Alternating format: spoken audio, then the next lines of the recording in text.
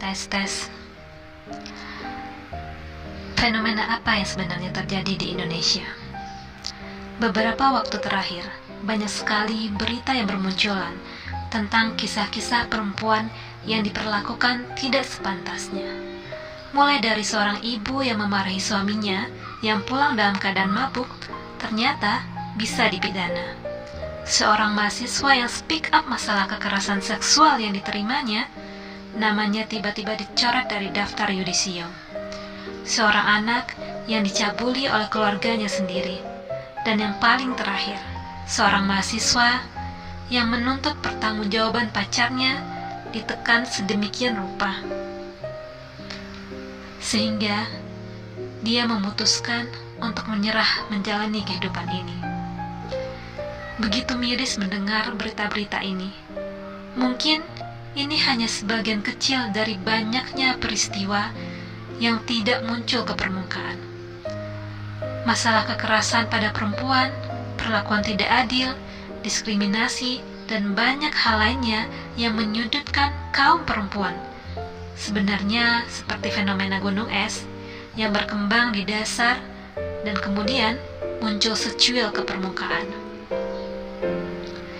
Kisah-kisah yang muncul di ruang publik sebenarnya telah mengalami berbagai gejolak, tekanan, ketakutan, penyudutan, pembungkaman, sebelum akhirnya muncul keberanian untuk membicarakannya. Keberanian menyampaikan kebenaran ini tidak hanya dari sisi korban. Terkadang, lingkungan pun butuh keberanian untuk mendukung dan menyuarakan kisah yang sebenarnya. Tapi, kata berani yang mudah diucapkan ini tidak semerta-merta tumbuh di dalam diri manusia.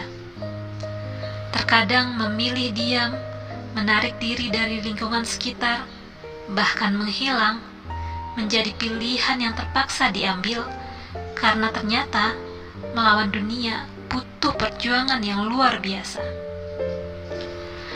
Emansipasi yang digaungkan oleh R.A. Kartini ternyata tidak berhasil dimaknai dengan benar dan utuh oleh negara ini.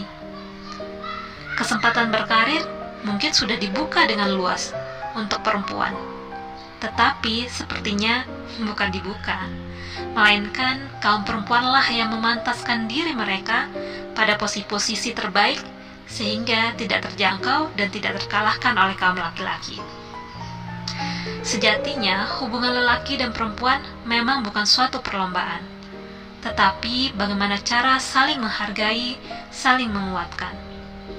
Pada kenyataannya, tetap saja ada sisi-sisi kehidupan di negeri ini sering menyudutkan perempuan dalam berbagai bentuk, baik secara jelas maupun secara terselubung.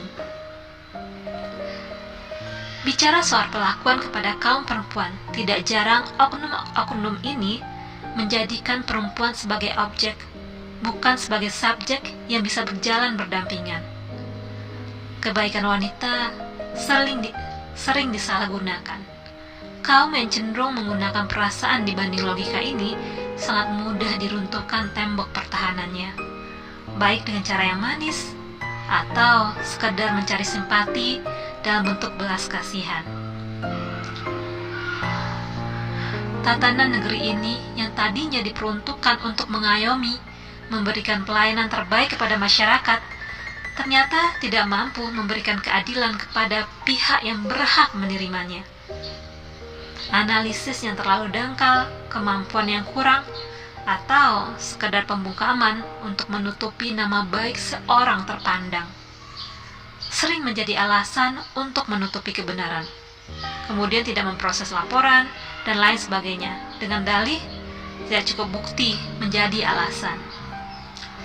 Harusnya keadilan diberikan kepada pihak yang pantas dan berhak menerimanya. Memang menentukan salah dan benar tidak mudah. Terkadang semua pihak bisa saja berkontribusi mengakibatkan suatu kejadian terjadi. Harusnya coba dengarkan segala informasi, kemudian mencari jejak yang telah dilalui, menganalisis dari segala sisi perlu dilakukan, demi memberikan keadilan yang seadil-adilnya. Wahai lingkungan, cobalah mulai peduli dengan sekitar. Siapa tahu di sana ada insan yang membutuhkan pertolongan. Mereka tidak meminta banyak, cukup didengarkan dan berikan dukungan. Bukan malah lari, menghindari keruwetan. Bahkan yang paling keji, mereka malah ikut menyudutkan. Pedulilah, karena kita makhluk sosial. Perempuan makhluk yang istimewa, perempuan yang mempercantik dunia, perempuan yang melahirkan peradaban. Tidak boleh disudutkan, tidak boleh dilecehkan.